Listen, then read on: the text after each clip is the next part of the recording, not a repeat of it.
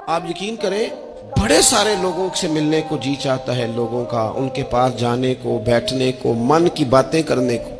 بہت سارے لوگ ایسے ہوتے ہیں جن کے بارے میں ہماری خواہش ہوتی ہے کہ بندہ بڑا اچھا ہے، لیکن اس کے پاس اگر چل کے جائیں گے تو ہمارے سٹیٹس کا کیا بنے گا؟ اگر ہم جا کے اس کی مجلس میں بیٹھ گئے تو وہ جہاں ہم خود میرے مجلس تھے اس کا کیا بنے گا؟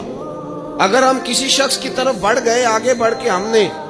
2 قدم آگے جا کے گرم جوشی سے اس کا استقبال کیا تو کوئی شخص یہ نہ سمجھ بیٹھے کہ یہ تو کوئی